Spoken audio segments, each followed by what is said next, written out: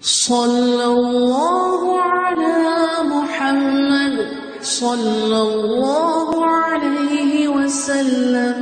اللهم صل على محمد النبي الأمي وعلى آله وسلم تسليما. اعوذ باللہ من الشیطان الرجیم. بسم اللہ الرحمن الرحیم والصلاۃ والسلام علی رسولہ الکریم. بخاری شریف باب العلم ہم پڑھ رہے ہیں، اور آج جو باب ہم پڑھیں گے اس میں یہ باب ہے رفع العلم و ظہور الجہل، کہ علم کے اٹھ جانے اور جہالت کے ظاہر ہونے کے بیان میں. اس باب میں امام بخاری امام ربیہ کا قول لائے ہیں. وقال ربیہ لا ينبغي لأحد عنده شيء، نہیں مناسب کسی کے لیے کہ اس کے پاس کوئی چیز ہو من العلم، علم سے ان يضيع نفسه، اور وہ اپنے آپ کو ضائع کر دے، اپنے نفس کو ضائع کر دے. یعنی کسی کے پاس اگر علم کا کچھ حصہ ہے تو اس کے لیے یہ بات مناسب نہیں ہے کہ وہ اپنے آپ کو ضائع کر دے. مطلب یہ کہ اگر کسی کو اللہ تعالیٰ نے علم دیا ہے اور اس کو برکت دی ہے، تو جسے اللہ تعالیٰ نے دین کی سمجھ دی ہے، برکت دی ہے، اس کے لیے یہ مناسب نہیں ہے کہ وہ اس علم کو ضائع کر دے یا اپنے آپ کو ضائع کر دے. یعنی اس علم کو استعمال نہ کرے، اس نعمت کی قدر نہ کرے اور اس نعمت کو ضائع کر دے. جیسے کہ ہم نے پچھلی حدیث میں پڑھا تھا، اس سے پہلے ایک باب میں ہم پڑھ چکے ہیں کہ جسے اللہ تعالیٰ جس کے ساتھ بھلائی کا ارادہ کرتا ہے اسے دین کی سمجھ دیتا ہے.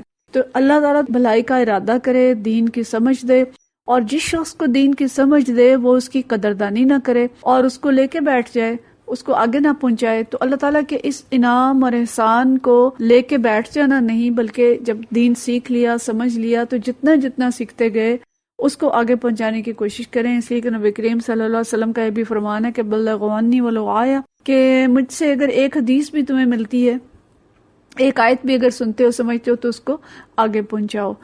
تو اس باب میں امام بخاری جو بات ہمیں بتانا چاہتے ہیں کہ علم دین اللہ تعالیٰ کا بہت بڑا انعام اور احسان ہے، اور لوگوں کی کوشش یہ ہونی چاہیے کہ ایک تو جن کے پاس علم ہے وہ اس کو استعمال کریں، اس کو آگے پہنچائیں، علم کے وقار کا خیال رکھیں، اسے حصول دنیا کا ذریعہ نہ بنائیں.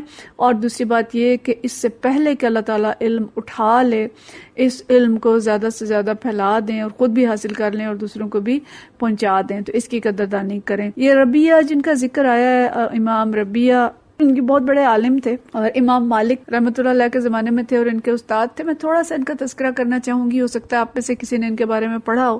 انہیں ربیعۃ الرائے بھی کہا جاتا ہے.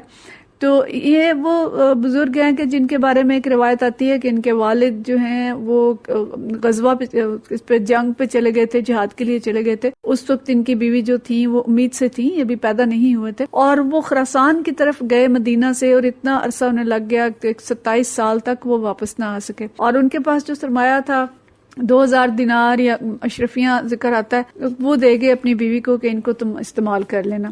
27 سال بعد جب واپس آئے تو بیوی سے پوچھا کہ اچھا اس مال کا استعمال کیا ہوا؟ تو کہنے لگی صبر کریں، میں آپ کو بتاؤں گی، میں نے حفاظت سے رکھا ہے. اور جب نماز کا وقت آیا تو شوہر سے کہا کہ جائیں مسجد جا کے نماز پڑھیں. وہ وقت وہ تھا کہ جب ان کا یہ بیٹا امام ربیہ جو ہیں وہ خطبہ دے رہے تھے اور وہ ممبر پہ بیٹھے درس دے رہے تھے. تو باپ نے جب جا کے وہ درس سنا تو بہت متاثر ہوئے اور لوگوں سے پوچھا کہ یہ عالم کون ہے؟ تو لوگوں نے بتایا کہ ربیہ بن عبد الرحمن ہے. تو واپس آئے جب اور بیوی سے ذکر کیا کہ اس طرح بہت اچھا درس، اور بہت خوش ہوئے اس کو سن کے کہ میرا بیٹا جو اتنا بڑا عالم بن گیا. تو اس وقت بیوی نے کہا کہ آپ مجھ سے پیسوں کا پوچھ رہے تھے، تو جو سرمایہ آپ مجھے دے کے گئے تھے وہ میں نے اس بچے کی تربیت اور اس کو علم دین سکھانے پہ لگایا ہے. تو کہنے لگے کہ تم نے بہت اچھا خرچ کیا ہے اس کو. تو یہ وہ دور تھا جب اس علم دین کی قدر تھی، اور اس طرح سے لوگ پیسے خرچ کیا کرتے تھے علم دین حاصل کرنے کے لیے، اور پھر اس پہ خوش ہوتے تھے اور اس پہ فخر کرتے تھے کہ دین ہم نے سیکھا اور دین کے لیے اتنا خرچ کیا اور دین کے لیے اتنی محنت کی. تو اس دور کی یہ باتیں ہیں. اور آج تو دور جو ہے وہ بہت بدل چکا ہے. اس وقت علماء کی کثرت تھی، خصوصاً تابعین، تبع تابعین کا دور تھا. پھر اس کے بعد امام بخاری اور وہ والا دور جو آتا ہے جس میں یہ سارے محدثین پیدا ہوتے ہیں. تو ایک ایک فرد کو لاکھوں احادیث یاد تھیں، محدثین تھے، مفسرین تھے، فقہاء تھے. تو اللہ تعالیٰ نے وہ دور بھی امت مسلمہ کو دکھایا اور ایک آج کا دور ہے جس میں ہم دیکھتے ہیں کہ علم کی نہ وہ قدر رہی ہے اور نہ علم کی اس طرح کی جو طلب ہے وہ باقی رہی ہے. تو حدیث جو اس باب میں لائے ہیں وہ اسی طرف اشارہ کر رہی ہے. اور یہ حدیث روایت ہے حضرت انس رضی اللہ تعالی عنہ سے. قال رسول اللہ صلی اللہ علیہ وسلم، کہتے ہیں کہ رسول اللہ صلی اللہ علیہ وسلم نے فرمایا، ان من اشراط الساعۃ، کہ قیامت کی نشانیوں میں سے جو نشانیاں ہیں وہ یہ ہیں، ان یرفع العلم، کہ علم اٹھا لیا جائے گا، ویثبت الجہل، اور جہالت جما دی جائے گی، ویشرب الخمر، اور شرابیں پی جائیں گی، ویظہر الزنا، اور زنا عام ہو جائے گا. 4 چیزیں جو ہیں اس حدیث میں بیان کی ہیں. اچھا ہم اگلی حدیث بھی پڑھ لیں، اس کے بعد ہم دونوں کی تشریح دیکھتے ہیں. دوسری حدیث جو حدیث نمبر 81 ہے، یہ بھی حضرت انس رضی اللہ تعالیٰ عنہ سے روایت ہے. اور حضرت انس فرماتے ہیں، قال لأحدثنکم، میں تمہیں ایک حدیث بیان کرتا ہوں، لا یحدثکم احد بعدی، کہ جسے میرے بعد کوئی بیان نہ کرے گا.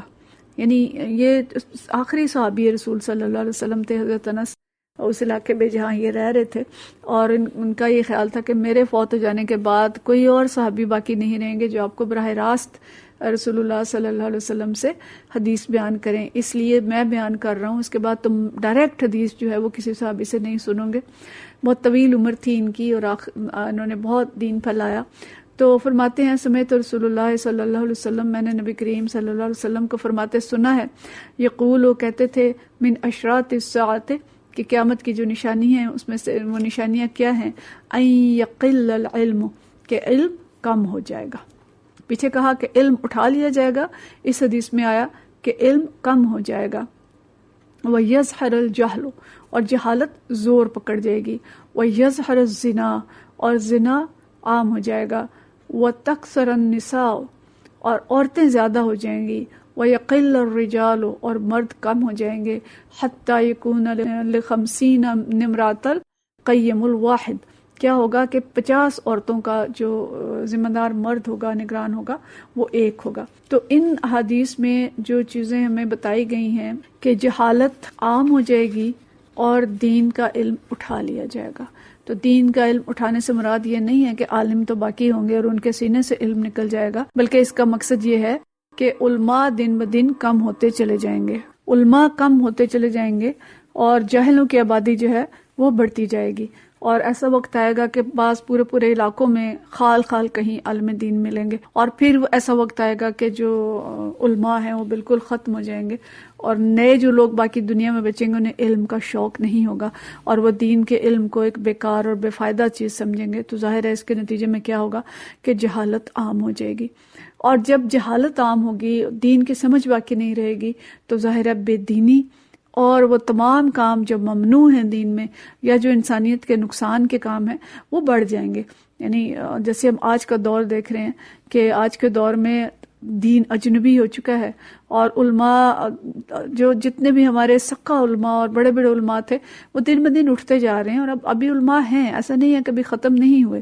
لیکن یہ کہ جس طرح کہ ہم امام بخاری یا ائمہ کرام جو پچھلے گزر چکے، اب اس درجے کے علماء میں نظر نہیں آتے. اور بلکہ اس سے آگے بھی اگر ہم دیکھتے جائیں تو آج سے 100 سال پہلے جو علماء تھے اب اس پائے کے علماء بھی ہمیں نظر نہیں آتے. تو سقہ علماء جو ہیں وہ کم ہوتے چلے جا رہے ہیں، اور تھوڑے علم والے لوگ جو ہیں وہ بے شک موجود ہیں، لیکن یہ کہ اہل علم کم، اور جب اہل علم کم اور علم کم ہو گیا تو اس کے نتیجے میں جو کچھ اس وقت ہو رہا ہے معاشرے میں، جو اگلی چیزیں ہیں کہ شرابیں پی جا رہی ہیں، زنا عام ہو گیا ہے، تو یہ چیزیں اب اجنبی بھی نہیں رہی، ان کے اندر برائی بھی محسوس نہیں ہوتی، اور دین جو ہے وہ اجنبی ٹھہر گیا ہے. بلکہ شادی بیاہ میں آپ دیکھیں اور دوسرے مواقع پہ دیکھیں تو کام جو نہیں کرتا، غلط کام نہیں کرتا، اس کو برا سمجھا جاتا ہے، یا اس کو اجنبی نظروں سے دیکھا جاتا ہے. تو آج سے 200-300 سال قبل علم کی جو قدر تھی، ویلیو تھی، اس کو بھی ہم جانتے ہیں. ایک محاورہ ہم سب نے سنا ہوگا کہ فلاں عالم فاضل تھا. عالم فاضل ایک ڈگری تھی، جیسے آج ہم کہتے ہیں BA MA یا PhD. تو عالم فاضل بھی ایک بڑی ڈگری تھی اور اس کی بڑی ویلیو تھی. پھر نظام تعلیم بدلا، انگریز آئے، برصغیر میں خاص طور پہ، اور انہوں نے دیکھا کہ مسلمانوں کے اندر جو علم دین ہے وہ ان مدارس کی وجہ سے اور اس نظام تعلیم کی وجہ سے زندہ ہے. تو انہوں نے ایک بہت بڑی چال چلی اور تعلیمی نظام کو بدل دیا، جو عصری تعلیم جسے ہم کہتے ہیں اس وقت، وہ والے تعلیمی ادارے کھولے، اور اس کے ساتھ ہی یہ لازم کر دیا کہ مختلف اداروں میں جو جابز ملیں گی، نوکریاں ملیں گی، وہ ان لوگوں کو ملیں گی جو ان کے تعلیمی اداروں سے پڑھے ہوئے ہوں گے. حالانکہ پہلے عالم فاضل اور تمام یا عامہ خاصہ جن لوگوں نے کیا ہوتا تھا ان سب کو نوکریاں ملتی تھیں اور کام ملتے تھے. تو اس سے یکدم کایا پلٹی، اور بقول مولانا مودودی رحمۃ اللہ علیہ کہ انہوں نے رزق کی کنجیاں اپنے تعلیمی اداروں پہ لٹکا دی، اور اس کے نتیجے میں کیا ہوا کہ جو دینی علم تھا وہ ایک دم ڈی ویلیو ہو گیا. لیکن اس کے باوجود مدارس نے علم زندہ رکھا، اور اب بھی الحمدللہ کہ ہمارے طول عرض میں بے شمار مدارس ہیں. لیکن مسئلہ یہ ہے کہ ان مدارس کی طرف ایک تو ذہین طبقہ رجوع نہیں کرتا، بہت کم ایسے لوگ ہیں کہ جو یہ شوق رکھتے ہیں، اگرچہ ہیں ماشاءاللہ، میں ایسے لوگوں سے واقف ہوں جو انجینئر بھی ہیں اور عالم بھی ہیں، ڈاکٹر بھی ہیں اور عالم بھی ہیں، لیکن ایسی تعداد بہت کم ہے. تو اکثریت جو ہے وہ دنیا کے پیچھے بھاگ رہی ہے، اور وہ علوم جو کہ عارضی علوم ہیں دنیا کے فائدے کے ہیں، صرف ان پہ زور دیا جاتا ہے، لیکن علم دین پہ وہ والی توجہ نہیں ہے جیسے کہ ہونی چاہیے. تو یہی بات یہاں پہ تذکرہ کیا کہ علم جو ہے وہ اٹھا لیا جائے گا. اور پھر ایک اور حدیث کے اندر نبی کریم صلی اللہ علیہ وسلم نے فرمایا کہ اتخذ الناس رؤوسا جہالا، کہ کیا ہوگا کہ لوگ پھر جاہلوں کو اپنا سردار مقرر کر لیں گے، جاہلوں کی لیڈرشپ آ جائے گی، اور جاہل بڑے بڑے بزرگ بن کے بیٹھ جائیں گے، لوگ انہیں سے مسئلے پوچھیں گے اور ان کے پاس علم نہیں ہوگا، اور وہ نادانی پر اپنے دل و دماغ سے فتوے دیں گے، اور اس کے نتیجے میں وہ خود بھی گمراہ ہوں گے اور دوسروں کو بھی گمراہ کریں گے. اور پھر جو اس کا لازمی نتیجہ ہے برائیوں کا عام ہونا، کیونکہ علم دین اللہ کا خوف پیدا کرتا ہے، خشیت پیدا کرتا ہے، اور اللہ کا خوف برائیوں سے روکتا ہے.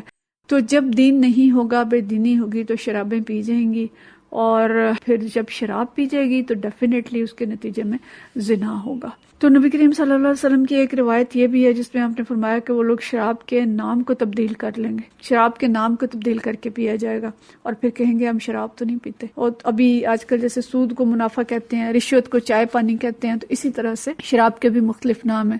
اور جو اگلی نشانی ہے وہ زنا کی ہے کہ اللہ اعلان زنا کیا جائے گا. ایک اور حدیث میں جو فرمایا کہ جس طرح اعلانیہ طور پر گدھے اور گدھیاں یہ کام کرتے ہیں، یعنی جانوروں کی طرح، کوئی پردہ نہیں رہے گا اور لوگ اس طرح سے کریں گے. اور یہ بھی بالکل چیز ہمارے سامنے ہے کہ یورپ میں تو بالکل ایسی صورتحال ہے کہ حیا نام کی کوئی چیز نہیں رہی، اور سرے عام سارے فعل انجام دیے جاتے ہیں. اور ہمارا میڈیا بھی تیزی سے قوم کو اسی طرف لے جا رہا ہے. اور اگر یہ کہا جائے کہ نظام تعلیم بھی اسے ایسے ہی کل پرزے پیدا کر رہا ہے. اور جو ہمارے ڈیز ہیں، تہوار جو ہم مناتے ہیں، ویلنٹائن ڈے دیکھیں، ویلنٹائن ڈے کیا ہے؟ زنا کی کھلی دعوت ہے. پھر جو فن اور فن کے نام پہ جو کچھ ہو رہا ہے کہ ایک دن ریڈیو چل رہا تھا اور اس پہ سیکس ورکر کا انٹرویو آ رہا تھا. سیکس ورکر کون ہے؟ ایک زانیہ عورت، اور جس کو کاروبار بنا دیا گیا. ایک مرد انٹرویو لے رہا تھا اور عورت اس کو جواب دے رہی تھی، اور اس کو سمجھ نہیں آ رہی تھی کہ کس طرح سے زمین پھٹے اور اس کے اندر سما جائے. کہ یہ دور بھی آنا تھا اسلامی جمہوریہ پاکستان کے اندر جب فن اور فنکاری کے نام پہ ایک سیکس ورکر کا، ایک زانیہ اور طوائف کا انٹرویو لیا جائے گا، اور پھر وہ بتائے گی کہ میں گاہکوں کو کیسے گھیرتی ہوں اور گاہک میرے پاس کیسے آتے ہیں، اور پھر میں فن میرا کیا ہے اور میں اس فن کا اظہار کیسے کرتی ہوں. انا للہ و انا الیہ راجعون. تو اس سارے دور میں ہم کہاں کھڑے ہیں، ہم کیا کر رہے ہیں، ہمارے فرائض کیا ہیں، ہماری ذمہ داریاں کیا ہیں، ان ساری چیزوں پہ ہمیں سوچنا ہے کہ اگر اللہ تعالیٰ نے ہمارے پر یہ احسان کیا ہے کہ اس نے ہمیں علم دین سیکھنے کی اور سمجھنے کی توفیق عطا فرمائی ہے، تو امام ربیعہ کے قول کے مطابق ہم کہیں اس کو لے کے بیٹھ تو نہیں گئے. ہم اس کو پھیلا رہے ہیں کہ نہیں پھیلا رہے، ہم خود عمل کر رہے ہیں کہ نہیں کر رہے، اور کس درجے میں عمل کر رہے ہیں. اور اسی طرح حضرت انس رضی اللہ تعالیٰ عنہ کی جو دوسری حدیث ہے اس میں جو بات فرمائی ہے وہ یہ کہ عورتیں زیادہ ہو جائیں گی قیامت کے قریب. تو عورتیں کیسے زیادہ ہوں گی کہ میں بھی کہ جنگیں جو بہت زیادہ ہوں گی، لڑائیاں ہوں گی، اس میں مرد زیادہ کام آتے ہیں، جنگوں کے اندر مرد زیادہ مرتے ہیں اور عورتیں جو ہیں وہ کم رہ جاتی ہیں. تو یہ اس طرف اشارہ ہے کہ قیامت کے قریب لڑائیاں بہت زیادہ ہوں گی، جنگیں بہت ہوں گی، اور مرد زیادہ ختم ہو جائیں گے اور عورتیں رہ جائیں گی. اور پھر عورتوں کی تعداد اتنی زیادہ ہو جائے گی کہ 50 عورتوں کے اوپر ایک محافظ مرد ہوگا. تو اس وقت بھی ہم دیکھیں کہ جو عراق، شام، فلسطین اور یہ جنگ زدہ علاقے ہیں وہاں پہ عملاً یہی صورتحال ہے. تو غور کریں دو حدیث کے اندر جن چیزوں کا ذکر کیا گیا ہے، یہ چیزیں ایسی ہیں کہ جو انسان کے دین، عقل اس کے نفس، مال، ہر چیز کو تباہ کرنے والی ہیں. یعنی انہی 4 چیزوں پہ، 5 چیزوں پہ زندگی کا انحصار بھی ہے کہ دین ٹھیک ہو، عقل ٹھیک ہو، مال جو ہے وہ سلامت رہے تو انسانی زندگی جو ہے وہ اچھی گزرتی ہے. لیکن اگر علم اٹھا لیا جائے اور جہالت پھیل جائے تو اس کا مطلب ہے کہ دین خراب ہو گیا، دین کی سمجھ نہ رہی. اور جب دین کی سمجھ نہیں رہے گی تو پھر انسان ظاہر کچھ بھی کر گزرے گا. شراب جو ہے وہ انسان کے عقل اور مال دونوں کو تباہ کرتی ہے. زنا جو ہے وہ نسب اور مال دونوں کو تباہ کرتا ہے. اس لیے نبی کریم صلی اللہ علیہ وسلم نے ان سب کا اکٹھا ذکر کیا. اور اگر ہم غور کریں تو ان سب کا جو علاج ہے وہ پہلی چیز ہے، یعنی علم دین. اگر علم دین کی طرف قوم رجوع کر لے، اور جیسے آج وہ پی ایچ ڈیز اور ایم ایز اور وہ سارا کچھ کرتی ہے، اسی طرح سے اگر وہ اپنے بچوں کو ہم علم دین بھی پڑھانے لگ جائیں اور ان کو قرآن حدیث کی تعلیم بھی اسی طرح سے دیں جیسے ہم انہیں فزکس، کیمسٹری اور بایو پڑھاتے ہیں، تو ان کے اندر اللہ کی خشیت آئے گی، ان کے اندر اللہ کا خوف آئے گا، علم آئے گا تو تقوی آئے گا، پھر اعمال درست ہوں گے، معاشرہ درست ہوگا، خاندان درست ہوں گے، اور پوری کی پوری جو قوم ہے وہ درست ہو جائے گی. اور یہ زنا اور شراب اور یہ ساری چیزیں جو ہیں یہ ختم ہو جائیں گی، اور اللہ کے فضل سے امن اور سکون بھی آئے گا، اور معاشرتی اصلاح بھی ہوگی، ہماری جو پریشانیاں اور بیماریاں ہیں وہ بھی دور ہوں گی. تو باب العلم ہمیں اس چیز کی طرف بار بار متوجہ کرتا ہے. امام بخاری نے جو یہ باب باندھے ہیں، اور ان سب کے اندر ہر دفعہ ہی ہم یہ دیکھتے ہیں کہ حدیث یہی آتی ہے کہ ہم علم دین کی طرف متوجہ ہوں، علم دین حاصل کریں اور فہم اپنا بڑھائیں دین کے بارے میں، اور جتنا علم حاصل ہے اس پہ سانپ بن کے نہ بیٹھ جائیں، اس پہ عمل بھی کریں، اور اس کے بعد اس کو ہم ممکنہ حد تک دوسروں تک پہنچانے کی کوشش کریں تاکہ سب لوگ جو ہیں اپنے دین کو درست کر سکیں، اپنی دنیا کو بھی درست کر سکیں، اور اپنی آخرت کو بچا سکیں اور عذاب آخرت سے بچ سکیں، اور آج جتنی ہماری پریشانیاں ہیں وہ دور ہو سکیں. تو اللہ تعالی ہم سب کو یہ فرض ادا کرنے کی توفیق عطا فرمائے، اور علم دین کے راستے ہمارے لیے آسان فرمائے، اور ہمیں اس کی طرف رجوع کرنے کی توفیق عطا فرمائے. وآخر دعوانا ان الحمدللہ رب العالمین. صلی اللہ علی محمد صلی اللہ علیہ وسلم.